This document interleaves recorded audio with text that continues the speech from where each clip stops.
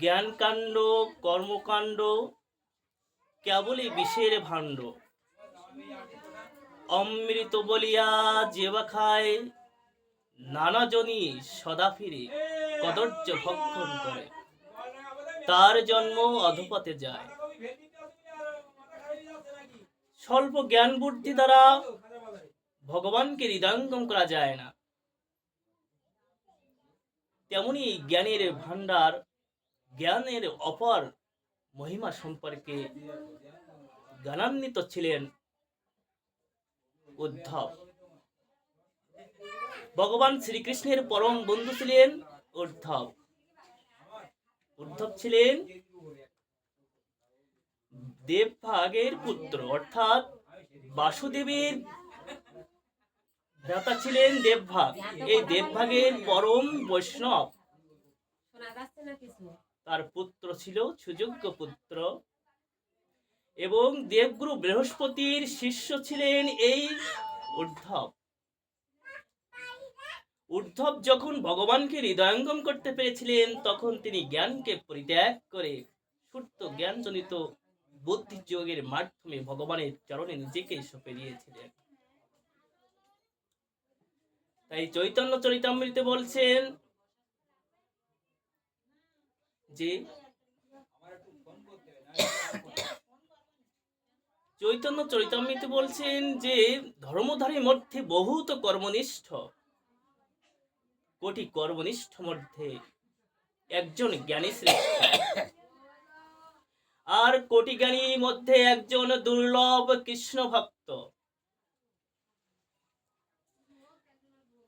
জগতে অসংখ্য কোটি কোটি মনুষ্যের মধ্যে জ্ঞানী ব্যক্তি রয়েছে, আর এরকম কোটি কোটি জ্ঞানীর মধ্যে একজন ব্যক্তি মুক্ত হন, আর এরকম কোটি কোটি মুক্তর মধ্যে জ্ঞানী, কোটি কোটি মুক্ত মনুষ্যের মধ্যে একজন দুর্লভ কৃষ্ণ ভক্ত।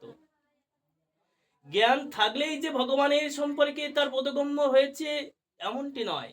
জ্ঞান দ্বারা ভগবানকে সহজে জানা যায় না।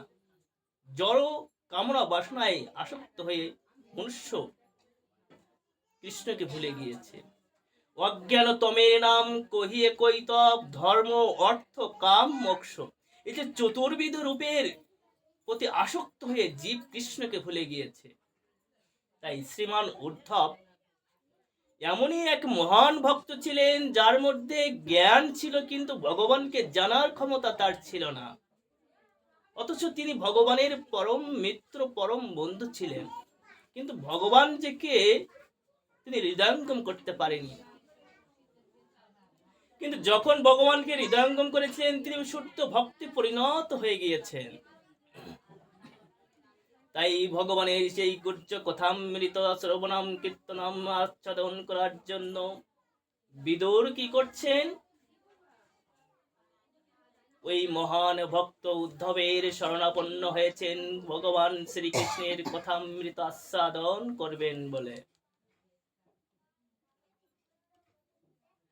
যে মুহূর্তে ভগবান শ্রীকৃষ্ণের গদ্য কথামৃত শ্রবণ করবেন বলে উদ্ধবের শরণাপন্ন হয়েছেন, তখন ভগবত ধাম থেকে শ্রীমান উদ্ধব তৎক্ষণাৎ জড় জগতের মাঝে বিদুরের সম্মুখে উপস্থিত হয়েছেন। ভগবানের উচ্চ কথামৃত শ্রবণ করবেন মহামন্ত্রী বিদুর। উদ্ধব এতই মহান শুদ্ধ ভক্তে পরিণত হয়ে গিয়েছিল যে জড় জগতিক চিন্তা ভাবনা তার মধ্যে আর নাই। তিনি সর্বক্ষণ দিবানিশি 24 ঘন্টা ভগবান শ্রীকৃষ্ণের প্রতি মনোনিবেশ করেছেন। তাই তেমনি এই জড়জগতের মধ্যে যে সকল ভক্তবৃন্দ রয়েছে, সাধু সন্ত রয়েছে, তারা দিবানিশি 24 ঘন্টা ভগবানকে জেনেছেন, ভগবানকে হৃদয়ঙ্গম করেছেন। তার নাম সংকীর্তন গুণকীর্তন করতে করতে জড়জগতের কুরুষতা তার মধ্যে থেকে পরিত্রাণ হয়ে গিয়েছে, পরিত্যাগ হয়ে গিয়েছে। তেমনি উদ্ধব ছিলেন মহান ভক্ত। যেখানে তিনি ভগবানের চিন্তা করতে করতে তিনি চিন্তান্বিত হয়ে গিয়েছেন, তখন মহামন্ত্রী বলছেন যে উদ্ধব, তুমি ভগবান শ্রীকৃষ্ণের গুহ্য কথামৃত শ্রবণাম কীর্তনাম করে আমাকে ধন্য কৃতার্থ করে দাও। শ্রীমান উদ্ধব তখন তার পূর্ব স্মৃতি জাগরিত করে তার চোখ মুছে ভগবানের গুহ্য কথামৃত বলছেন যে এটি প্রেম। প্রেম কি বস্তু যে ভগবানকে হৃদয়ঙ্গম করতে করতে, ভগবানের গুহ্য কথামৃত শ্রবণ করতে করতে ভক্ত হাসে খেলে আনন্দে অপার আনন্দ আচ্ছাদন করে। কি রয়েছে সেই ভগবানের গুহ্য কথামৃতের প্রেম? তিনি বলছেন যে হে বিদুর, ভগবান সম্পর্কে হৃদয়ঙ্গম করার বোধগম্য আমার মধ্যে ছিল না। ভগবান ছিল আমার পরম বন্ধু, পরম মিত্র, কিন্তু কিভাবে আমি সেই ভক্তি লাভ করতে পেরেছি? বলছে যখন বৃন্দাবন থেকে ওই অক্রূর মহাশয় কি করছে, ভগবান শ্রীকৃষ্ণ এবং বলদেবকে তার রথে আহরণ করিয়ে মথুরায় নিয়ে আসবেন। যে মুহূর্তে ভগবান শ্রীকৃষ্ণ এবং বলদেব বৃন্দাবন ত্যাগ করে মথুরায় চলে এসেছে, তখন বিশেষ করে ব্রজবাসীরা, ব্রজ গোপীগণ বিমোহিত হয়ে পড়েছেন কৃষ্ণ বিরহে। যে মুহূর্তে তারা ক্রন্দন করছেন, ভগবান শ্রীকৃষ্ণকে পরিত্যাগ করেছেন, পরিত্যাগ করে কৃষ্ণ মথুরায় চলে এসেছেন। উদ্ধব মহাশয় তখন বৃন্দাবনের, উদ্ধব মহাশয় তখন মথুরায় ছিলেন। যে মুহূর্তে তিনি মথুরায় ছিলেন, কৃষ্ণ তার বৃন্দাবনে যেতে পারছেন না, তাই ভগবান শ্রীকৃষ্ণ কি করবেন বুঝতে পারছেন না। তখন উদ্ধবকে নির্বাচন করেছেন, তিনি যে একটি প্রেম বার্তা বৃন্দাবনে পৌঁছায় দিবেন। মথুরা থেকে বৃন্দাবনে কিভাবে একটি সুন্দর প্রেম বার্তা পৌঁছানো যায় যে কৃষ্ণ মথুরায় সুস্থ রয়েছেন, ভালো রয়েছেন। তখন শ্রীমান উদ্ধবকে ভগবান শ্রীকৃষ্ণ নির্বাচন করেছেন যে উদ্ধব, মহাসংকর্ষণ শিব আদি দেবগণ যতটা আমার প্রিয়, আমিও অতটা প্রিয় নই। উদ্ধব, তুমি যতটা আমার কাছে প্রিয়। উদ্ধব, তুমি এই মুহূর্তে ব্রজধাম বৃন্দাবনে যে আমার বার্তা প্রেরণ করো যে এখানে আমি সুস্থ রয়েছি, ভালো রয়েছি, কিছু কালের জন্য এখানে রয়েছি, আবার আমি বৃন্দাবনে যাব। গচ্ছোদ্ধা ব্রজম সৌম্য পিতৃনৌ প্রীতিমাবহ গোপীনাম মদিয়োগাধিম মৎসন্দে সর্বীমচায়। শ্রীমান উদ্ধব বলছে, ব্রজম সৌম্য, হে ব্রজ সৌম্য উদ্ধব, তুমি ব্রজধাম বৃন্দাবনে যে আমার পিতামাতাকে সন্তাপ দূরীভূত করো, তারা আমার বিরহে মূর্ছিত হয়ে গিয়েছে। আমার পিতামাতার সন্তাপ দূরীভূত করো। হে উদ্ধব, ব্রজ গোপীগণ আমার বিরহে ক্রন্দন করছেন, আমার বিরহে তারা জীবন ধারণ করতে ব্যর্থ হচ্ছেন। আমি তাদের প্রাণ স্বরূপ, জীবন স্বরূপ। তারা আমাকে ছাড়া তাদের হৃদয়ে জীবন ধারণ করতে পারবে না। এক মুহূর্তের জন্য তারা আমার চিন্তা ছাড়া অন্য কিছুই চিন্তা করে না। শ্রীমান উদ্ধব, তুমি ব্রজধাম বৃন্দাবনে যাও। বলছেন যে এক মুহূর্ত যখন ভগবান শ্রীকৃষ্ণ এই বৃন্দাবন ত্যাগ করে মথুরা ধামে চলে এসেছে, তারা তো কোনক্ষণ পরিত্যাগ করে আমাকে ছাড়া থাকতে পারেনি। তাই তুমি বৃন্দাবনে যে তাদেরকে সন্তাপ করো যে ভগবান, যে কৃষ্ণ কিছু কালের জন্য মথুরায় রয়েছে, আবার পুনরায় বৃন্দাবনে আসবে। এই বার্তা প্রেরণ করে তাদের প্রাণকে সঞ্জীবিত করে তোলো। কিন্তু দেবগুরুর বৃহস্পতি কৃষ্ণ, এই যে উদ্ধব তো জ্ঞানী ভক্ত, ভগবান যে কি বস্তু কি বিষয় তারা তো হৃদয়ঙ্গম করতে পারছে না। উদ্ধব উদ্ধব যে ভগবান স্বয়ং অনাদির আদি গোবিন্দম পূর্ণ পুরুষোত্তম ভগবান সেটি হৃদয়ঙ্গম করতে ব্যর্থ হচ্ছেন। বলছেন, হে উদ্ধব, ব্রজধামের গোপীগণ আমার বিরহে সন্তাপ করছে, আমাকে ছাড়া তা এক মুহূর্ত ভাবে না। প্রতিটা মুহূর্ত আমি তাদের চিন্তা করি যারা সমস্ত কিছুকে পরিত্যাগ করে আমাকে বেছে নিয়েছেন। তাই ব্রজধামের গোপীগণ সমস্ত কিছুকে ইহলোকে পরলোকে বর্তমান জীবনে যে মূল্য রয়েছে, যেটুকু রয়েছে, সমস্ত কিছুকে নির্বাপন করে তারা আমাকেই বেছে নিয়েছে। আর পরলোকে আমাকে পাওয়ার জন্য তারা আমার সর্বক্ষণ আমার চিন্তা করছে দিবানিশি 24 ঘন্টা। তাই আমি তাদের হয়ে যাই যারা তাদের মনকে আমাকে দিয়ে দিয়েছেন। তাই গোপীগণ দিবানিশি 24 ঘন্টা শতভাগ কৃষ্ণকে বেছে নিয়েছেন। তাই আমি তাদের চিন্তা করি যারা আমার চিন্তা করে। আমি তাদের ভরণ পোষণ দায়ভার সমস্ত কিছুই বহন করে নিই। উদ্ধব তিনি বলছেন যে ভগবান শ্রীকৃষ্ণ একমাত্রই প্রেমের বিষয়, আর সমস্ত গোপীগণ বা সমস্ত ভক্তগণ প্রেমের আশ্রয়। যারা আশ্রয় গ্রহণ করেছেন তারা প্রেমের আশ্রয়, আর যার ভগবান শ্রীকৃষ্ণ হচ্ছে প্রেমের বিষয়, তিনি সমস্ত কিছুকে ভোগ করেন।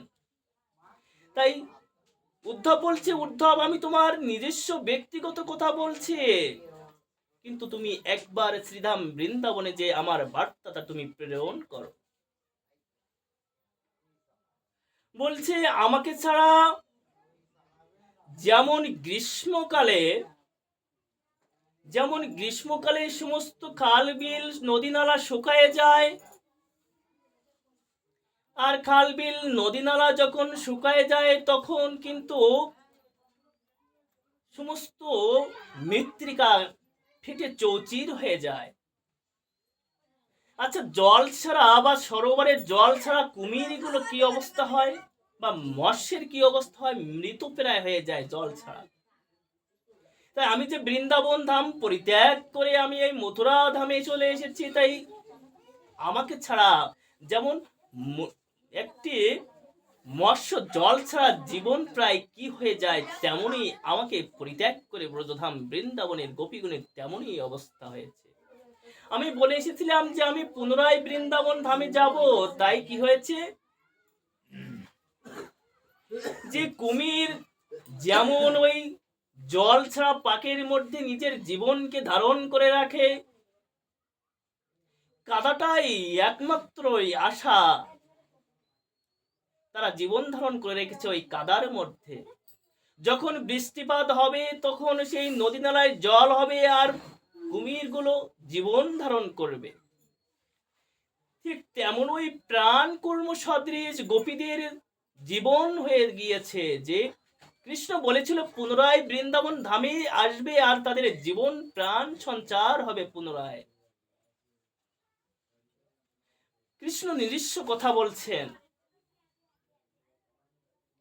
তখন উদ্ধব কি করেছেন, শ্রীমান উদ্ধব তখন শ্রীধাম বৃন্দাবনে গিয়েছেন। বৃন্দাবন ধামে যে কি করছেন, যে সমস্ত ব্রজগোপীগণ ব্রজবাসীগণের যে অবস্থা হয়েছে, কৃষ্ণকে ছাড়া তাদের জীবন প্রায় নিঃশেষ হয়ে গিয়েছে। কৃষ্ণকে ছাড়া তারা এক মুহূর্তের জন্য প্রাণ ধারণ করতে পারছে না। বলছে উদ্ধব আমি যখন ব্রজধাম বৃন্দাবন ত্যাগ করে চলে এসেছিলাম তখন ব্রজবাসীরা ব্রজগোপীগণ অক্রূর মহাশয়ের রথচক্রের সম্মুখে তারা কি করছেন, তাদের দেহকে নির্বাপিত করেছেন। বলেছে কৃষ্ণকে ছাড়া আমরা এক মুহূর্ত বাঁচতে চাই না, কৃষ্ণকে যদি আমরা এক মুহূর্ত জন্য না দেখতে পারি তাহলে আমাদের জীবনকে রাখতে পারবো না। তাই আমাদের সম্মুখ থেকে কৃষ্ণকে তো নিয়ে যাচ্ছ, তাই আমাদের গায়ের উপর দিয়ে মস্তকের উপর দিয়ে রথচক্রকে নিয়ে যাও, আমরা এই দেহ চাই না। কৃষ্ণকে ভুলে যে জীব অনাদি বহির্মুখ, মায়া তারে দেয় সংসার দুঃখ। কৃষ্ণকে ভুলে আমরা কোনো মতেই জীবনকে ধারণ করতে পারবো না। তাই আমার রথচক্রের উপর দিয়ে আমাদের দেহকে আমাদের দেহের উপর দিয়ে রথচক্র নিয়ে যাও, আমরা প্রাণ ধারণ করতে পারবো না। ব্রজ সৌম্য উদ্ধব যখন এই শ্রবণ করেছে, বলেছে যে এতই কৃষ্ণের জন্য ব্রজ গোপীদের এতই প্রেম। উদ্ধব তখন ব্রজবাসীদের দেখে সত্যি চিন্তা করছে যে আজ আমি কি দেখছি, ব্রজবাসীদের এতই কৃষ্ণ বিরহ, এতই কৃষ্ণ প্রেম আমি তো কখনো হৃদয়ঙ্গম করতে পারিনি। আমি ভাবতাম যে আমি ভগবান, আমি কৃষ্ণের একান্ত ভক্ত, আমি একান্তই বন্ধু, একান্তই মিত্র, কিন্তু আজ কি দেখছি সমস্ত ব্রজগোপীগণ, ব্রজবাসীগণ কৃষ্ণের জন্য সবকিছু না খাওয়া ছেড়ে দিয়েছে, তাদের জীবনকে ধারণ করতে পারছে না। কৃষ্ণের চিন্তায় সমস্ত কিছু পরিত্যাগ করে তাদের দেহ একেবারে চিকন হয়ে গিয়েছে, না খাওয়া ছেড়ে দিয়েছে, প্রাণকে ধারণ করতে পারছে না কোনো মতে। তাই বলছেন যে আমি আজ কি দেখছি, আমার যে ভক্তি, আমার যে জ্ঞান ছিল, আমার যে অপার, আমার মধ্যে যে জ্ঞান ছিল, দেবগুরু বৃহস্পতি আমাদের যে এত পর্যন্ত, এতদিন পর্যন্ত জ্ঞান দিয়েছে, সেই জ্ঞান আহরণ করে কি লাভ হয়েছে? যে জ্ঞানের মধ্যে আমি ভগবান শ্রীকৃষ্ণকে জানতে পারিনি, হৃদয়ঙ্গম করতে পারিনি, সেই জ্ঞান তুচ্ছ। যে জ্ঞানের মধ্যে ভগবান শ্রীকৃষ্ণ থাকে না, যে জ্ঞান দিয়ে ভগবান শ্রীকৃষ্ণকে জানতে দেয় না, সেই জ্ঞান তুচ্ছ, সেই শাস্ত্র তুচ্ছ, যে জ্ঞানের মধ্যে ভগবান শ্রীকৃষ্ণ নাই।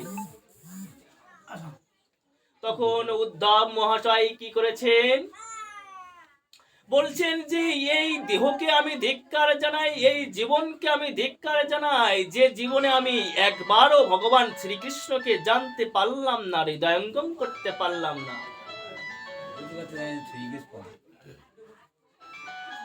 উদ্ধব বলছেন যে আমার এই মনুষ্য জন্ম বৃথা হয়ে গিয়েছে, আমি আমার জীবনকে ধিক্কার জানাই, আমি এই জীবনে কৃষ্ণকে জানতে পারলাম না। আমি কৃষ্ণকে বন্ধু ভাবতাম, কিন্তু আমি তো কৃষ্ণকে এতই চিন্তা করতে কখনোই পারিনি, যেমনটা ব্রজগোপীগণ, ব্রজবাসীগণ চিন্তা করেছিলেন।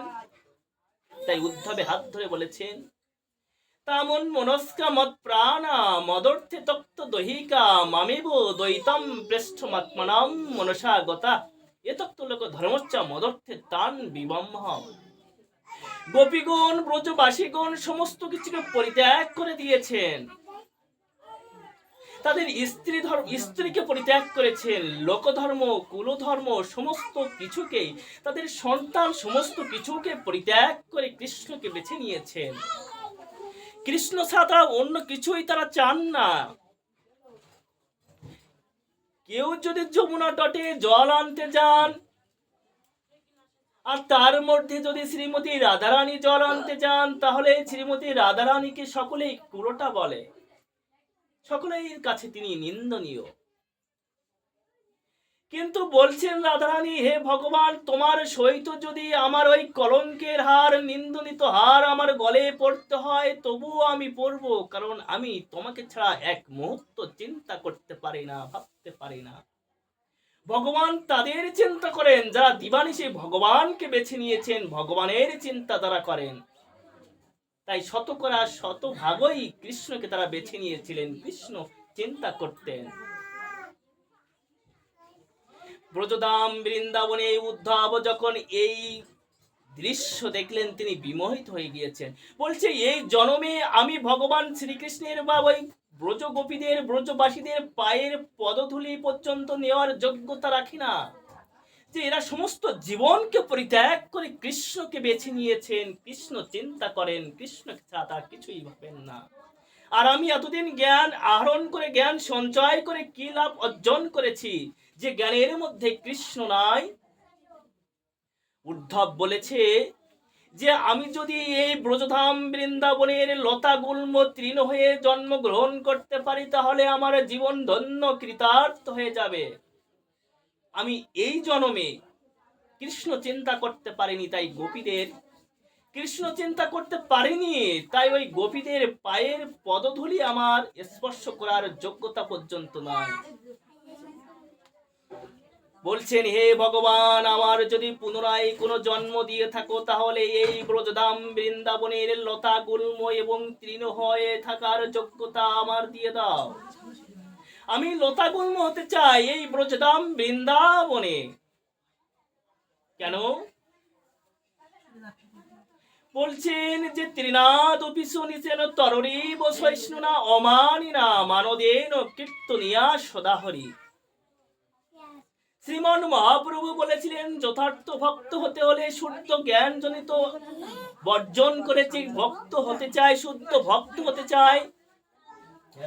বলছে তার মধ্যে যদি অমানিনা মানদিন যদি না থাকে তাহলে কিন্তু শুদ্ধ ভক্ত হওয়া যায় না।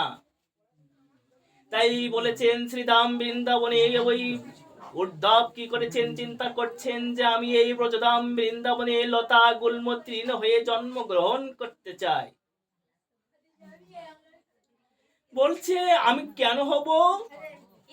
বলছে ওই ব্রজবাসীগণ কৃষ্ণ কৃষ্ণ বলে কৃষ্ণ চিন্তা করতে করতে যখন তারা প্রায় পাগলিনী হয়ে যাবে, কৃষ্ণ বিরহে কৃষ্ণ চিন্তায় কোথাও যখন কৃষ্ণকে না পাবে তখন পাগলনীর মতো প্রায় হয়ে যে এখানে ওখানে ঘুরে বেড়াবে। আর যখন আমি তৃণ হব তখন তাড়াতাড়ি পায়ের পদধূলি আমার মস্তকে পড়বে আর আমি আমার নিজেকে জীবনকে ধন্য কৃতার্থ মনে করব। আর যখন সেই ব্রজ গোপীগণ ব্রজবাসীগণ তাদের পায়ের পদধূলি আমার মস্তকে না পড়বে তখন আমি কি করব? বলছে আমি তো তৃণ হয়েছি, আমার পাশেও একটি তৃণ রয়েছে, সেও তো আমার মতো মহাজন। যখন একটি পায়ের পদধূলি তখন ওই তৃণের পরে ওই মহাজনের পরে যখন এই মস্তকে এসে পড়বে তখন কি হবে? বলছে যে ওই বাতাসের মাধ্যমে যখন ওই পাশের মহাজনটি হেলে পড়বে তখন আমার গায়ে এসে পড়বে আর আমার জীবন ধন্য কৃতার্থ হয়ে যাবে। আমার গায়ে আসার প্রয়োজন নাই, পাশের মহাজনের মস্তকে যদি ব্রজ গোপীদের পায়ের পদধূলি পড়ে তাহলে আমার গায়ে আসলে আমি আমার নিজের জীবনকে ধন্য কৃতার্থ মনে করব। তাই বলেছেন শ্রীমন মহাপ্রভু, নয়নাম গলদাশ্রু ধারায়া বদনাম গদ গদ রুদ্ধয়া গিরা পুলকই নিচিতম বপুহ কদা তব নাম গ্রহণে ভবিষ্যতি। ভগবানের জন্য একবার চিন্তা করলাম না, ভগবানের গুহ্য কথামৃত শ্রবণ করে একবার নয়নের জল অশ্রুপাত হলো না। হে মনুষ্য জনম বৃথা, দুর্লভ মানব জনম পাইয়া কৃষ্ণ নাম না বুঝিয়া জানিয়া শুনিয়া বিষপান করিনু। যে মনুষ্য জন্ম গ্রহণ করে যখন কৃষ্ণ নাম না চিন্তা করে, কৃষ্ণ কথা উচ্চারণ না করে, সে আর পরের জন্মে কখনোই মনুষ্য জন্ম পাবে না। মনুষ্য জন্ম পেয়ে কৃষ্ণ নামকে জানলাম না, ভগবানকে জানলাম না, ছাগল কুকুরের মতো ব্যবহার করলাম, তাহলে আমাদের পরের জন্মে সেই অন্য প্রাণী হয়ে জন্মগ্রহণ করতে হবে। তাই বলছে নয়নাম গলদাশ্রু ধারায়া বদনাম গত গত রুদ্ধয়া গিরা পুলকই নিচিতম বপুহ কথা তব নাম গ্রহণে ভবিষ্যতি। হে ভগবান, একবারই তোমার নাম উচ্চারণ করতে পারলাম না। বলছে যে নাম সংকীর্তন করতে করতে আমার যদি অশ্রুপাত না হয়, হে ভগবান আমি তোমার অনার্পিত, তোমার অংশ, তুমি আমার কৃপা করো যে তোমার নাম শ্রবণ কীর্তন করতে করতে আমার এই অশ্রুপাত যেন হয়। বলছেন যে আমার এই দেহ প্রকম্পিত যদি না হয়, আমার এই গলদেশ যদি প্রকম্পিত না হয়, দেহ যদি কম্পন সৃষ্টি না করতে পারে তোমার নাম সংকীর্তন করতে করতে, তাহলে কিন্তু এই মনুষ্য জনম বৃথা হয়ে যাবে। তাই উদ্ধব মহাশয় বলেছেন আমাকে সেই ভক্তের হওয়ার সুযোগটি করে দাও যাতে আমি ব্রজগোপীদের পায়ের পদধূলি পেয়ে আমার জীবনকে ধন্য কৃতার্থ করতে পারি। ভগবানকে তো অতি সহজে হৃদয়ঙ্গম করা যায় না। তেয়াম সততায়ুক্তনাম ভজতাম প্রীতি পূর্বকম দদামি বুদ্ধি অগম তাম ইয়ানমাম উপয়ন্তিতে। তাহলে আমরা ভগবানকে কিভাবে হৃদয়ঙ্গম করতে পারবো? শ্রীরাম বৃন্দাবনে যে উদ্ধব মহাশয় চিন্তা করছেন এটি, তিনি সর্বপ্রথম ওই যে বলেছিলেন গচ্ছদ্ধা প্রজম সৌম্য পিতৃণৌ প্রীতিমা বহু গোপীনাম মদীয় গাধিম মৎস্যন্দে সর্বী মশায়। শ্রীকৃষ্ণ বলেছিলেন আমার পিতামাতার সন্তাপ দূরীভূত করো এবং গোপীদের তারা যে বিমোহিত রয়েছে সেই সন্তাপকে দূরীভূত করো। তাই সর্বপ্রথম ভগবান শ্রীকৃষ্ণের আদেশ অনুযায়ী উদ্ধব কি করেছেন, তার নন্দ বাবার কাছে গিয়েছেন, বলছেন যে উদ্ধব মহাশয় যে উপস্থিত হয়েছেন, কৃষ্ণ বিরহে কৃষ্ণ বিচ্ছেদে নন্দরাজের অবস্থা হয়েছে কি, যেমন সন্তান পরিত্যাগ করলে পিতার যেমন অবস্থা হয়, মাতার যেমন অবস্থা হয়, তেমনই অবস্থা হয়েছে নন্দরাজের। পুত্র পরিত্যাগ করে চলে গিয়েছে, তাই নন্দ পিতা কি করেছেন, কৃষ্ণ বিরহে ক্রন্দন করতে করতে তিনি অন্ধপ্রায় হয়ে গিয়েছেন, কৃষ্ণকে পরিত্যাগ করেছেন।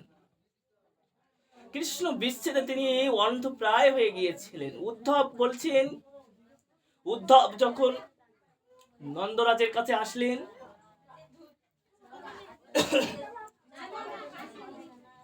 বলছেন যে শ্রীকৃষ্ণের কৃপায়, ভগবানের কৃপায় কৃষ্ণের মধ্যে যে একটা ঐশ্বরিক ব্যাপার এসেছে, সেই ঐশ্বরিক দ্বারা কংসকে তিনি বধ করতে পেরেছেন। আচ্ছা, এই জড়জগতে সেই ব্যক্তি আত্মঘাতী যারা ভগবানকে হৃদয়ঙ্গম করতে পারেনি, ভগবানের কথা যারা শ্রবণ কীর্তন করে না, যারা ভগবানের বহির্মুখ জীব, তারা মনুষ্যকে সর্বক্ষণ অনিষ্ট করে।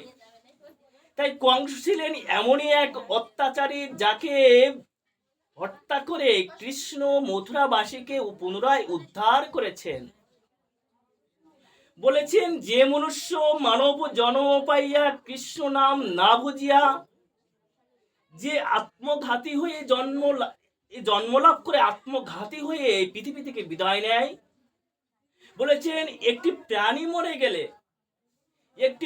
মরে গেলে তার মধ্যে বিভিন্ন পোকামাকড় যেমন খেয়ে জীবন ধারণ করে, ঠিক সেই রূপ সেই প্রাণীর সদৃশ সেই মনুষ্য এই জড়জগতে তেমনই প্রাণীকে ভক্ষণ করে করে বেঁচে থাকে।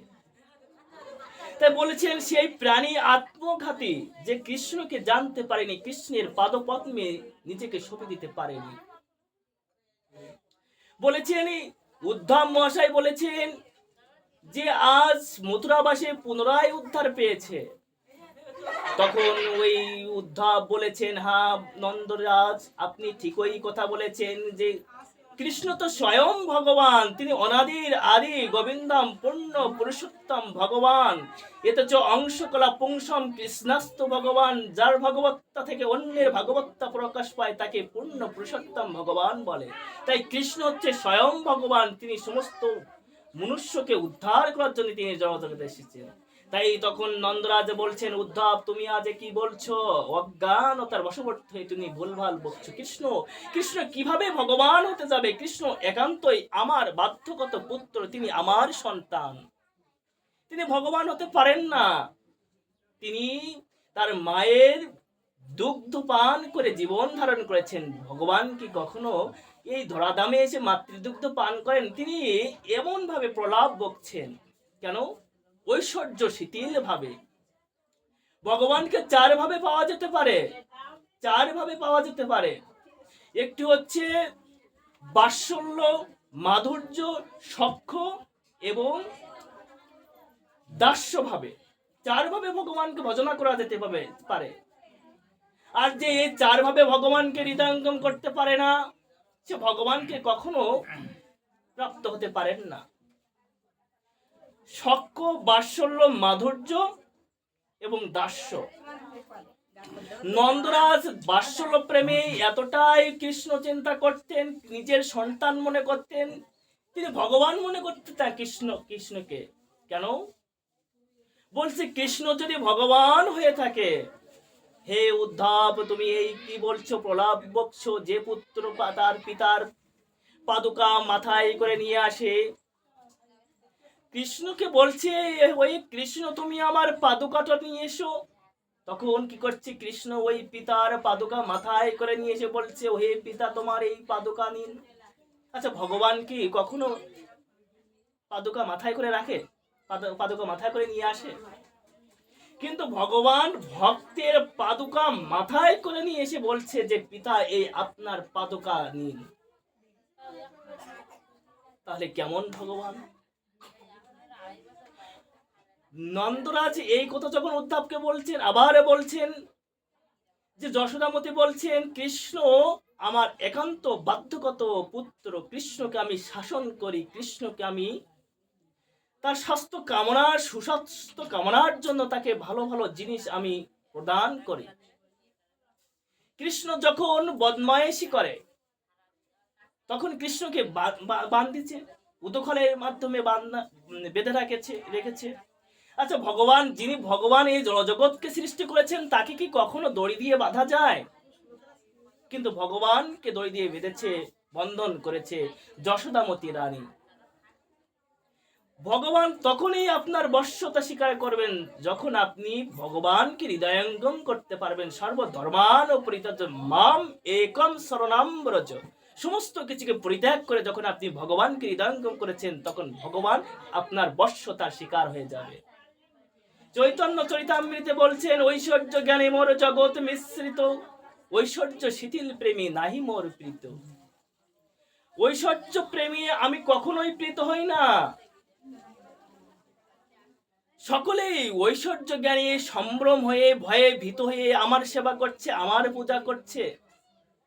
আমাকে যে ঈশ্বর মানে আপনাকে হীন, তার প্রেমে বশ আমি না হই অধীন। আমি যে ঈশ্বর, আমি যে ভগবান, তাই সকলে ভয়ে ভীত হয়ে আমার সেবা করছে, আমার পূজা করছে। আমি সেই সেবা কখনোই গ্রহণ করি না, আমি সেবা গ্রহণ করি না। কেন? বলছে, আমি যদি ভগবান না হতাম তাহলে কি আমার সেবা করতো না, আমার পূজা করতো না? কোনোভাবেই করতো না। তাই সকলে জানে কৃষ্ণ ভগবান, তাই কৃষ্ণকে স্মরণ করছে, কৃষ্ণকে ডাকছে, কিন্তু সেই কৃষ্ণ তার প্রসাদ কখনোই গ্রহণ করে না। কেন? বলছে, মোর পুত্র, মোর সখা, মোর প্রাণপতি, এইভাবে যেই মনে করে প্রপত্তি।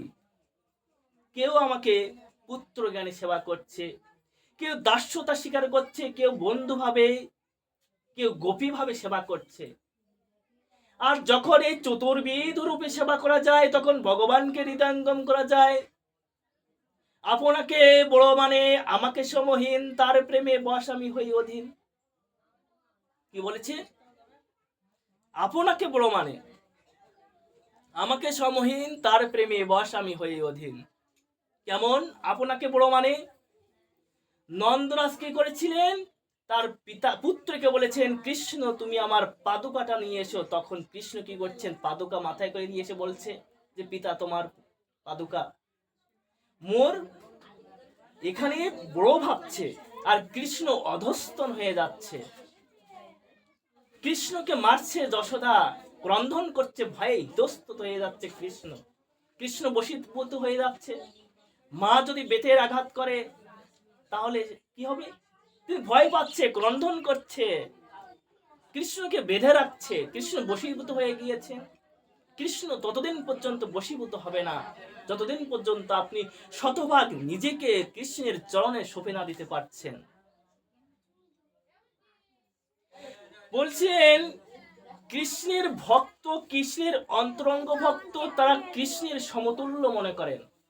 কৃষ্ণের অঙ্গ স্বরূপ কৃষ্ণের ভক্তগণ কেমন? সুবল সুবোধ শ্রীদাম, তারা কৃষ্ণের অঙ্গ স্বরূপ মনে করেন। কৃষ্ণ তুমি কোন বড় লোক, তুমি আমি সম, তোমার আমার মধ্যে কোনো পার্থক্য নাই। তুমি কোন বড় লোক হে কৃষ্ণ? কৃষ্ণের গায়ের উপরে আহরণ করে, তার গায়ের কাঁধের উপরে পা দিয়ে, কৃষ্ণের গায়ের উপরে পা দিয়ে ননি চুরি করে খাচ্ছে, একে অপরের মুখ থেকে নিয়ে খাচ্ছে। আচ্ছা, ভগবানের গায়ের উপরে কি কখনো পা দেওয়া যায়? মুক্তিকে নিয়ে কি খাওয়া যায়? কিন্তু সুবল সুবোধ এটি করছে। আমরা যদি আমাদের পা যদি অন্য কারো গায়ে লাগে তাহলে কিন্তু আমরা প্রণাম করি যে ভুল হয়ে গিয়েছে, কিন্তু ভগবানের গায়ের উপরে পা দিয়ে তারা এই সমস্ত কর্ম করছে, খেলা করছে, খেলার ছলে তারা মারামারি করছে আর বলছে তুমি কোন বলো কৃষ্ণ। তাই বলছেন তা মন মনস্কা মত প্রাণা, তাদের মনকে আমাকে দিয়ে দিয়েছিল, তাই আমি তাদের চিন্তা করে যারা আমাকে চিন্তা করেছিলেন। তাই সুবোধ সর্বক্ষণ দিবানিশি 24 ঘন্টা কৃষ্ণকে বেছে নিয়েছিল, কৃষ্ণের চিন্তা করেছিল, তাই কৃষ্ণকে তারা পেয়েছিল। কৃষ্ণ ছাড়া তারা এক মুহূর্তই জানে না। বলছেন দেহে, এই যে দেহ, এই দেহ নশ্বর, যে কোনো মুহূর্তে পতিত হয়ে যেতে পারে। কৃষ্ণ নাম যদি আপনি না করে যেতে পারেন তাহলে আপনার সেই জন্মকে বৃথা। যে জন্মে কৃষ্ণ নাম চিন্তা না করে মৃত্যু হয়ে গিয়েছে দেহের, সেই দেহের কোনো মানে নাই, মূল্য নাই। দেহে না করিহ আস্থা, মরিলে সেজম শাস্তা। দুঃখের সমুদ্র কর্মগতি, জানিয়া শুনিয়া ভজ, সাধু শাস্ত্র মত যজ, যুগল চরণে করে রতি। এই যে দেহ রয়েছে, কখন যে পতিত হয়ে যাবে তার তো কোনো নিশ্চয়তা নাই, অনিশ্চিত এই দেহ। তাই দেহে না করিহ আস্থা, মরিলে সে জম শাস্তা, মরিলে সেই দেহ কোনো মূল্য নাই। তাই বলছে সময় থাকতে দেহের প্রতি সজাগ হয়ে কৃষ্ণ নামকে সংকীর্তন করতে হবে। আপনি এই মূল্যবান দেহ পেয়ে যদি কৃষ্ণ নাম না উচ্চারণ করে জগৎ থেকে বিদায় নিয়ে থাকেন, তাহলে আপনার সেই আত্মাকে কি হবে? আত্মার সঠিক বিচার করে আপনার দেহকে আরো অধস্তন থেকে অধগতিত প্রাপ্ত হয়ে যাবে। তাই দেহে না করিও আস্থা, মরিলে সে জম শাস্তা। দুঃখের সমুদ্র কর্মগতি, দেখিয়া শুনিয়া ভজ, সাধু শাস্ত্র মত যজ, যুগল চরণে কররতি। বলছে আপনি যে দেহ পেয়েছেন, সে দেহ পেয়ে যদি সময় থাকতে একবার হরিনাম সংকীর্তন না করেন, ভগবানের আচরণে আশ্রয় গ্রহণ না করেন, তাহলে কি হবে? আপনি এই মনুষ্য জন্ম পরের জন্মে আর কখনোই কদাপি আর পাবেন না। 4 লক্ষ বার মনুষ্য জন্ম হওয়ার সুযোগ রয়েছে, 84 লক্ষ জনি রয়েছে, 80 লক্ষ অন্যান্য প্রাণী, 4 লক্ষ মনুষ্য জন্ম। তাই 4 লক্ষ মনুষ্য জন্ম পেয়ে আপনি যদি সময় থাকতে যদি একবার ভগবান শ্রীকৃষ্ণের চরণে আত্মসমর্পণ না করেন, আপনার সেই মনুষ্য জন্ম বৃথা হয়ে যাবে। মনুষ্য জন্ম বৃথা। সাধু শাস্ত্র মত যজ, যুগল চরণে কররতি। জগতের সমস্ত বিশ্ব ব্রহ্মাণ্ডের সাধু সন্তগণ কি করছে, তাদের উদ্দেশ্য কি, তারা কি করতে চায়, সেটিকে আমাদের লক্ষ্য করতে হবে। ভগবানকে, যার মধ্যে সমস্ত ঐশ্বর্য জ্ঞান বৈরাগ্য বিদ্যমান, তাকে পূর্ণ পুরুষোত্তম ভগবান বলে। তাহলে আমরা ভগবানের চরণে আত্মসমর্পণ করব, তাহলে আমরা অপার আনন্দ লাভ করব। তাই বলছে যে আমরা যে অসংখ্য দেবদেবী পূজা করছি, আবার ভগবানকে পূজা করছি। আসলে একজন পতিতা যখন নিজের দেহকে বিভিন্ন পুরুষের মধ্যে বিলাই দেয়, তখন সে পতিতা হয়ে যায়। ভগবান শ্রীমান মহাপ্রভু এই জগতে এসে মুরারি গুপ্তকে বলছে, মুরারি গুপ্ত রাম সীতাকে ভজন করতেন, কিন্তু যখন শ্রীমান মহাপ্রভু এসেছেন জগতে, তখন তিনি হৃদয়ঙ্গম করছেন যে ভগবান শ্রীমান মহাপ্রভু তো স্বয়ংই। তখন তিনি তার গৃহে যে যখন ভগবানের বিগ্রহকে দর্শন করলেন, অর্থাৎ রাম সীতার বিগ্রহকে যখন দর্শন করলেন, তখন সেই বিগ্রহের মধ্যে স্বয়ং ভগবান কৃষ্ণ এবং শ্রীমান মহাপ্রভু উভয়কে দেখতে পেলেন। বলছে আমি এই রূপে, মানে আমার যে বিগ্রহ, এই রূপে আমি কৃষ্ণ, জগন্নাথ শ্রীমন মহাপ্রভু উভয়েই। তাই আমাদের এক রূপকে ভজনা করতে হবে। ভগবান শ্রীকৃষ্ণ এবং শ্রী রাধা কৃষ্ণের বিগ্রহকে, এক রূপকে আমাদের ভজনা করতে হবে। আচ্ছা, ভগবান থেকে দেবদেবতা হয়, কিন্তু দেবদেবতা থেকে কখনো কিন্তু ভগবান হয় না। ভগবান থেকে দেবদেবতা হচ্ছে, আবার দেবদেবতা ভগবানের শরণাপন্ন হচ্ছে। ভগবানের ভক্ত হচ্ছে দেবদেবতা। মনুষ্য যেমন ভগবানকে ভজনা করছে, দেবদেবতাও পর্যন্ত মনুষ্য ভগবানের ভজনা করছে। যখন দেবতারা নির্বিপ্রায় হয়ে যায়, যখন স্বর্গকে দখল করে নেয় অসুররা, তাহলে দেবদেবতা ভগবানের শরণাপন্ন হচ্ছে, আর মনুষ্য ভগবানের শরণাপন্ন হচ্ছে। তাহলে সর্বধর্মান পরিত্যাজ্য মাম একম শরণাম ব্রজ, সমস্ত কিছুর মূলে ভগবান স্বয়ং শ্রীকৃষ্ণ। তাহলে আমাদের ভগবান শ্রীকৃষ্ণের শরণাপন্ন হতে হবে।